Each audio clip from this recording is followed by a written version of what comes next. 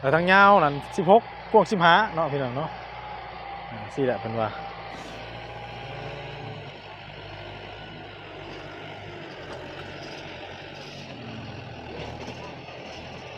โอ้บ่ได้เห็นกันแต่โดนแต่เฮือนลูกสาวเฮือนผู้ตู้โจยเพิ่นก็ไปซอยอยู่พี่น้องเนาะบัดนี้มีที่ดินที่ทางเป็นของตัวเองแล้วบัดนี้อ๋อดีใจนำมาอยู่กับหม่องใกล้ตลาดเนาะแต่จุดชุมบอนที่ว่าเจริญเด้อแถวนี้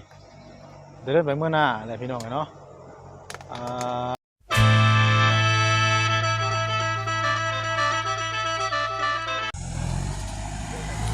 เอาพี่น้องเนาะตอนนี้การรถเพิ่นกำลังมาไถดิน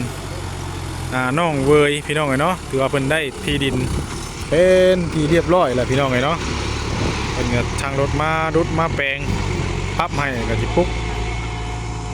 ตอกกระต๊อบให้แล้วพี่น้องเนาะบัดนี้ทางเวลาเพิ่นถือว่าตกลงซื้อขายที่ดินเป็นเรียบร้อยพี่น้องเนาะกับทางรถมาปั๊บให้เอาดีใจกับทั้งน้องเบยเพิ่นพี่น้องเนาะเอากลับสบายดีและสวัสดีเด้อพ่อแม่พี่น้อง FC กันเบิดสู่คู่สู่คนเนาะพี่น้องเนาะยินดีต้อนรับเข้าสู่ช่อง YouTube บ่าวบุญเผยชาแนลอีกแล้วพี่น้องเนาะผู้ใกล้รักสถานีเนี่ยพี่น้องเนาะ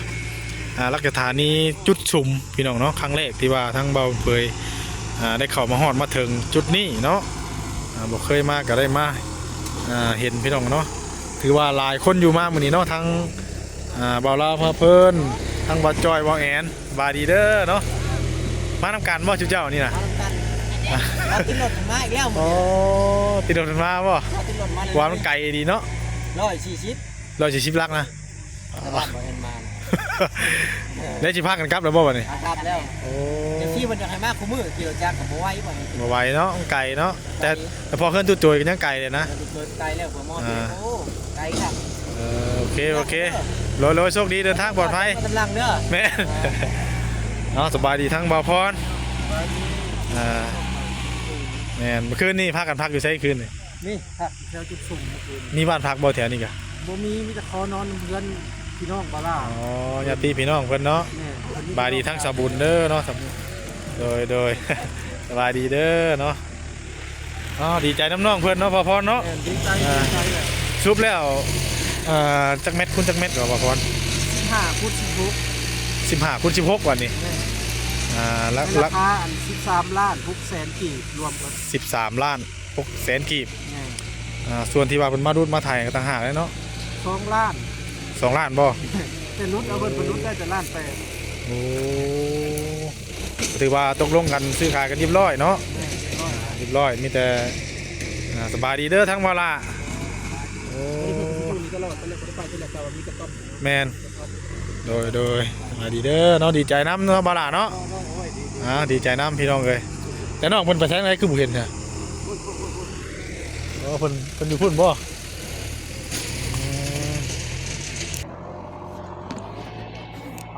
ขับกันดีพี่น้องเนาะ15คูณ16เนาะพี่น้องเนาะจำนวน13ล้าน6แสนกันเนาะตัวสบายดีเด้อทั้งน้องเวยโอ้บ่ได้เห็นกันแต่โดนแต่เฮือนลูกสาวเฮือนผู้ตู้โจยเพิ่นก็ไปซอยอยู่พี่น้องเนาะบัดนี้มีที่ดินที่ทางเป็นของตัวเองแล้วบัดนี้อ๋อดีใจนำมาอยู่กับหม่องใกล้ตลาดเนาะแต่จุดชุมบอนที่ว่าเจริญเด้อแถวนี้เดินไปเมื่อหน้าอะไรพี่น้องเนาะคักเลย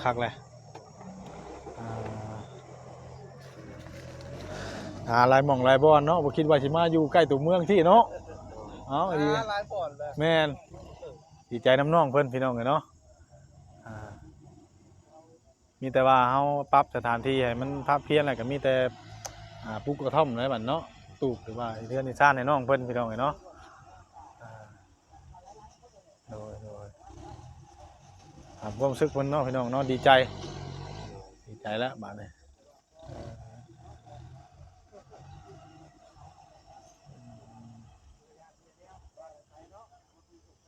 แบบว่าอยู่แถวนี้ก็มีคนเฮาฮู้จักหมู่หยังอยู่บ่เจ้าก็จักบ้านของน้องก็ย้ายมาหลายแล้วนี่บ่บ้านนาทองบ้านนาทองมันก็ย้ายมาหลายแล้วหลายอีหลีเพราะว่าง่ายมันนี่นะเพราะว่าในบ่อนนี่มันเป็นจุดสุ่มเด้บ่ง่ายกับมันจุดชุมเนาะจุดชุมเขาจะให้คนมาอยู่สบายดีเนาะ แสดงว่าไผมากก็อยู่ได้ แม่น เพราะว่าเป็นจุดชุมเนาะบ่ต้องง่ายเลย แม่นเขาจะให้เขาจะให้รวมคนมาอยู่นั่นนี่หลาย แม่นโอ้ คือบ้านพุทธุง ๆแม่น จุดชุมอ่า เขาจะให้คนมาอยู่นี่หลายๆได้ประเทศเป็นเมืองในอนาคตนะ แม่นยันแม่นอยู่เพราะว่ามันตลาดบางไงเด้ คนขายเครื่องในตลาดเนี่ยมาจากดงหองดงเย็น โอ้ ซินูไปขมวนส่วนรายมาเต็มตึ้งอยู่เนี่ย มาเต็มอยู่นี้ เขามาค้าขายเด้ โอ้แม่นอยู่ถ้าเข้ามาก็นี่ก็โอ้ยถือว่าใหญ่เลยเนาะพี่น้องเนาะ จุด เคยได้ยินจ้าคือ ตลาดจุดชุม มาเห็นแล้วมากเลยบ่บ่ มันขึ้น ว่าเห็นไปเบิ่งหลายบ่อนอยู่ มันขึ้นกับเมืองยังบ่พร กับเมืองชนบุรี เอาขึ้นกับเมืองชนบ่นี่น่ะ ชุดเขตแดนเมืองชน โอ้เมืองชนบุรี เมืองพลานนะ โอ้ แล้วก็ โดยเมืองอัศพังทองเมืองอีหยังก็ เมืองสองค้อนแม่นบ่อาจจะพังทองบ่ โมเมนต์มันมี เมืองชน ทองอีกนะจักรยานอัศพรโมเมนต์ อาจจะพังทอง ต่อประเทศนี้อิสระวัตร เมืองเนาะเมืองสองค้อนแม่นบ่ โมเมนต์ บ่แม่นบ่ น้ำบ่ โมเม แม่ นต์ นเมืองหยังเมืองชน เมือง ชนบุรี เดี๋ แล้ ยว ว ก็ ทำโบราณก่อนมันมีเมืองอ่ะ เส้นทองบ่ ท่าพังทองบ่ ท่าพังทอง เออทางเมืองท่าพังทอง ท่าพังทองอะไร เมืองท่าพังทอง อ่า อ่า นี่ความเซมันนี่เป็นท่าพังทองแล้ว โอ้จะมีเซขับไปนี่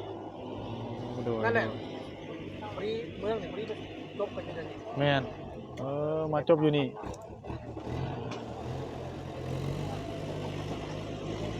นอนใช้แต่มื้อนี่ก็ต้อง เพิ่นก็เนี่ย อ่า โดย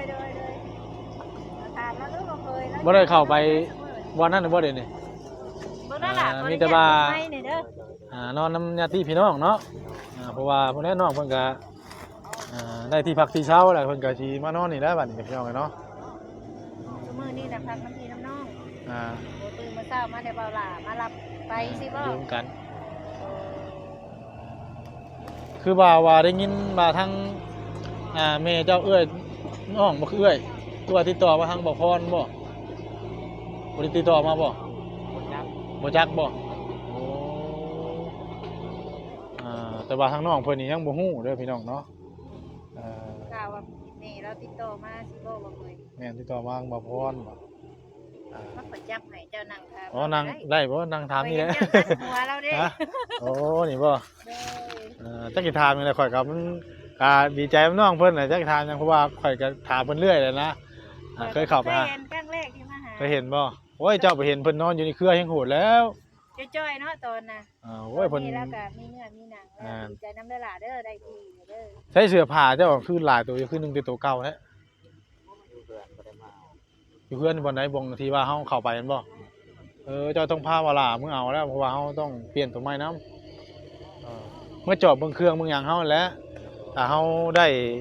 มีที่พักที่เช้าเฮาก็จังคนมาบัดนี้นะ เพิ่นสิมาพบเพื่อนบ่บัดนี้ จังว่าเด้อเนาะเฮ็ดเพื่อนหรือก็ต๊อบให้น้อง มา ต๊ เฮ็ อบ ดหม้อง นะ นี่ล่ะมากสุดใจบ่ โอ้สุดแล้วนี่ มันใกล้ตลาดเจ้า แม่ เนาะ ใกล้ตัวเมืองเลยนี่ บ้านพุทธ อนาคตทางหน้านี่ห่วย โซน ตัวเมืองเลยแหละพี่น้องเนาะครั้งแรกข่อยก็มาหาฮอดพี่สะบุญเด้อบ่เคยเห็นจักเทื่อ คือกันนั่นแหละข่อยก็กันบ่มาคนเจ้าก็บ่ ถ้า บ่เห็นน้องเบย ถามว่าเขามาหาน้องเบยคือที่บ่เห็นได้แถวเด้ FC บ่เคยมาเด้ น้องอาเบยนี่เด้อว่า เอ ซั่น อ พี่น้องเอ้ยเนาะ ดีใจนํน้องเพิ่นที่ว่ามีทางผู้รักผู้ใหญ่ซอยๆเข้ามาเข้ากับยังมื้อนี่ เผากับลาบสี่ ลาบซีนเอาก็ถือว่าทางน้องเบยก็ชดใช้ขึ้นกว่าเก่าพี่น้องเอ้ยเนาะผู้แลทั้งเพิ่นไล่เครื่องอยู่ที่พักที่เช่าก็ยังสิมีซื้อเครื่องมาให้เพิ่นอยู่พี่น้องเอ้ยเนาะ มีน้ำนองเมืองเนาะว่าเวลาที่มันนอกเนาะ เพิ่นก็ลุ้นได้ว่าน้องสิได้ที่อยู่ซ้ายสุดท้าย แม่นพากันรุ่นอยู่ได้พี่น้องเนาะอยู่ได้ถึงเมืองเลย 2 ล้าน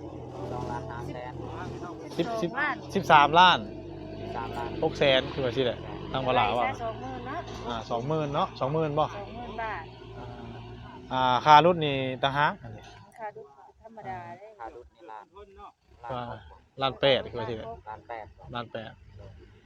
สิได้มีบ่ได้นอนเครืออีกแล้วบัดนี้เนาะล่ะ โอ้ยเจ้าไปเห็นบ่เพิ่นนอนแฮงโหดแล้ว เบิ่งโยน้องคลิป ได้เบิ่งคลิปบ่ แม่น โอ้ หดชุดเลยพี่น้องเนาะ ไปหาเบิ่งแนวมาฝากมาต้อนแล้วกันว่า แม่น ย่างไปเบิ่งพูดกัน โดย ก่อน ถามทางใดข้างนอกเพิ่นก่อนเนาะ ขนมมาให้รับกินกัน แม่นซื้อน้ำมาน้ำกาวแซนเพิ่นแล้วล่ะให้เพิ่นเอาให้น้องเพิ่นหมดเลย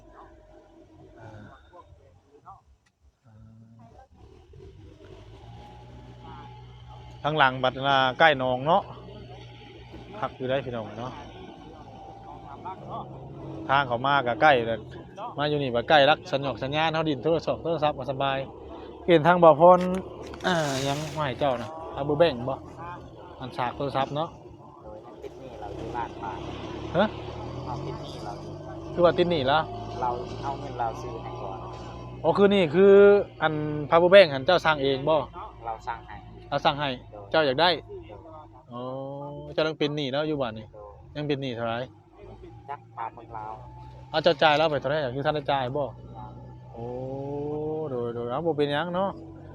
เพื่อความสะดวกสบายของน้องเพิ่นถือว่า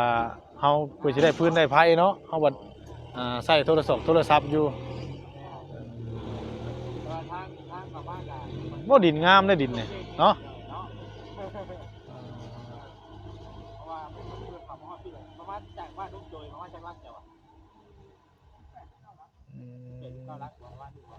ไปได้หรอกเราที่อยู่ว่าฉากที่ดินได้หรอ คือทางยาวนี่ไปแบบนี้เนาะว่าล่ะแม่นบ่ ทางยาวรักเนาะ ทางยาวนี่15 ตะกว้างฮะยาว16 โอ้กง15ยาวทางยาว16 มา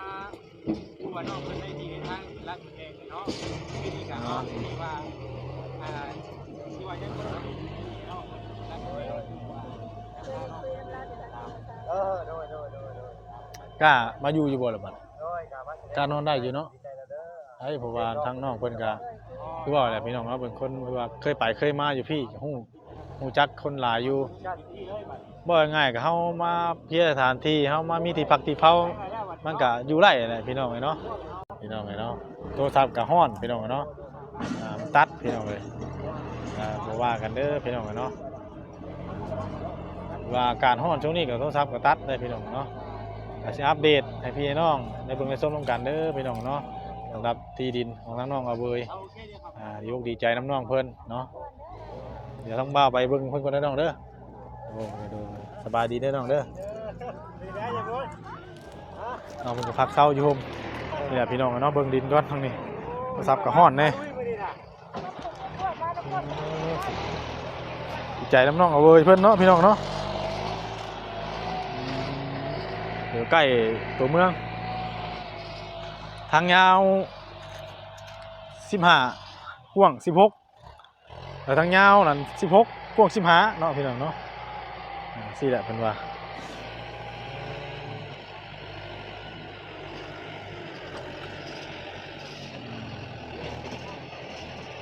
ภาพไหนคักดีเนาะ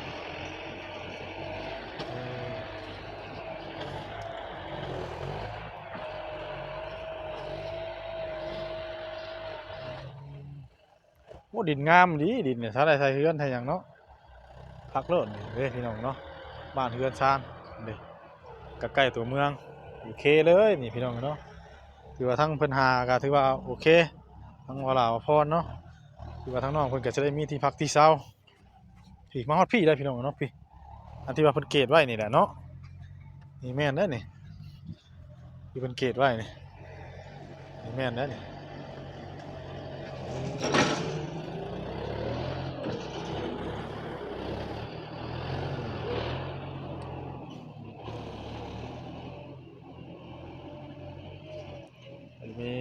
มีคันผายเนาะ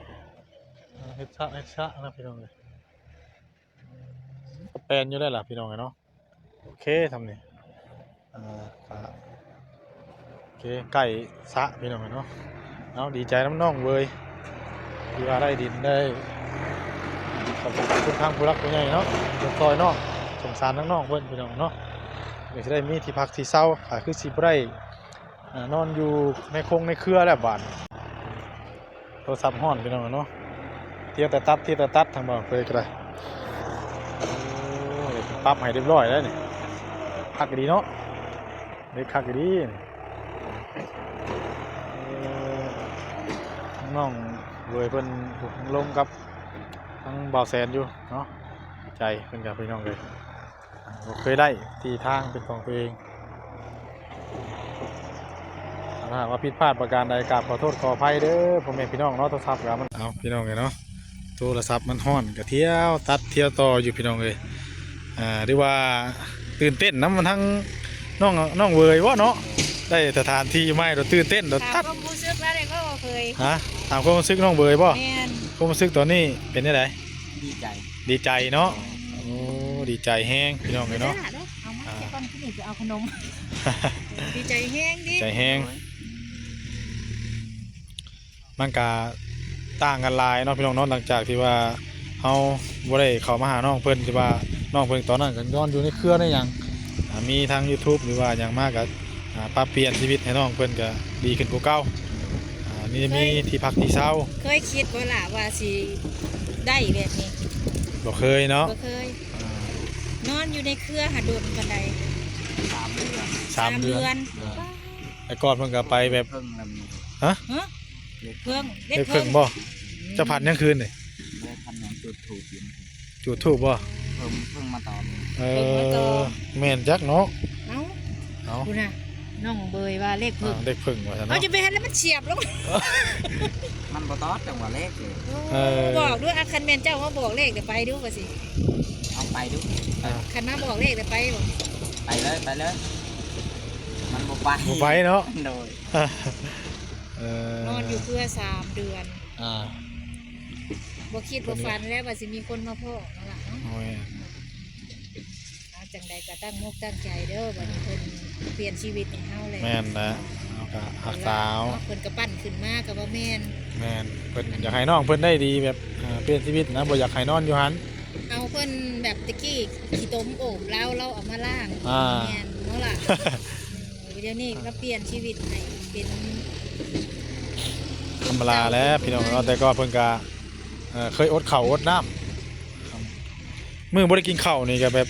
มีบ่เนาะ โดย แต่ก่อนน่ะนะ โดย อดจักมื้อทำเฮานั่นแท้มื้อหนึงเนาะประมาณมื้อหนึงบ่เดี๋ยวไปขอเพิ่นบ่ให้ก็มีไปอดน้องเนาะ อดบ่ได้ก็คือเพิ่นเว้าแน่นอน กับทางน้องกับปกติเพิ่นแหละผู้ใหญ่เพิ่นก็เข้าใจน้องเพิ่นอยู่พี่น้องเนาะแต่บัดนี้ เรามี ก็ กินเมียอยู่ให้เสียกเอาของหมู่เนาะ แม่นก็ถือว่าบัดนี้บ่ได้อดแล้วบัดนี้อ กินอิ่ ด ม แล้ว แล้ว บัด ได้บัดนี้เนาะล่ะเนาะ อิ่มนอนรับแล้วบัดใจน้ำทั้งที่ดอกที่ดิน